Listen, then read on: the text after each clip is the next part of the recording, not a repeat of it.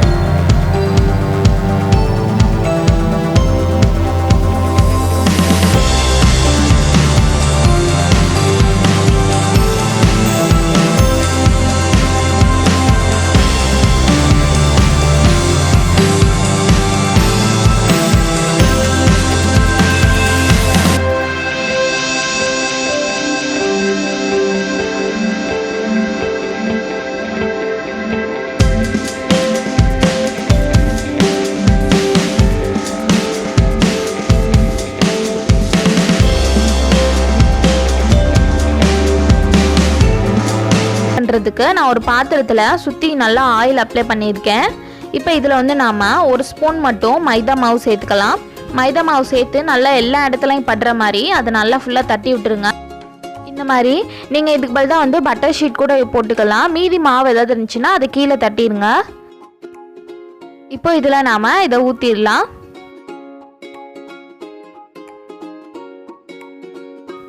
இப்போ இது மேலே நான் கொஞ்சமாக டியூட்டி ஃப்ரூட்டி சேர்த்துக்கிறேன்.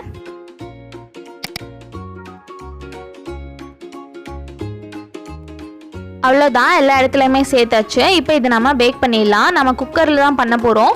நீங்கள் இதை வைக்கிறதுக்கு முன்னாடி 10 நிமிஷம் வந்து குக்கரை வந்து நல்லா ப்ரீ ஹீட் பண்ணிடுங்க, க்ளோஸ் பண்ணி வச்சு. இப்போ இதில் வந்து நாம் அதை வச்சிடலாம். வச்சுட்டு அதை க்ளோஸ் பண்ணிட்டு விசில் எதுவும் போட தேவையில்லை. இப்போ பாருங்கள், கரெக்டாக 40 நிமிஷம் கழித்து நான் பார்த்துருக்கேன். கேக் நல்லா வெந்துருச்சு. உங்களுக்கு தெரியலன்னா ஏதாவது ஒரு ஸ்டிக்கை வச்சு நடுவில் ஹோல்ட் பண்ணி பாருங்கள். இப்போது கேக் நல்லா ஆறுனதும் அதை சைடில் இருக்க அந்த ஓரங்கள்லாம் எடுத்துட்டு அதை இப்போ நம்ம தனியாக எடுத்துடலாம். அந்த பாத்திரத்துலேருந்து பாருங்கள், நான் இன்னொரு ஒரு பிளேட்டுக்கு மாற்றிட்டேன். இப்போ இதை வந்து நான் உங்களுக்கு கட் பண்ணி காட்டுறேன். ரொம்ப சாஃப்டாக வந்திருக்கு. இந்த கேக்கை வந்து நம்ம ஈவினிங் டீ கேக் மாதிரி கூட வச்சு சாப்பிட்லாம். ரொம்ப டேஸ்ட்டாக இருக்கும். இப்போ இதை வந்து நான் உங்களுக்கு ப்ரெஸ் பண்ணி காட்டுறேன். பாருங்கள் எவ்வளோ சாஃப்டாக வந்திருக்குன்னு. உங்களுக்கு வீடியோவில் பார்க்கும்போதே தெரியும் அவ்வளோ சாஃப்டாக இருக்குது.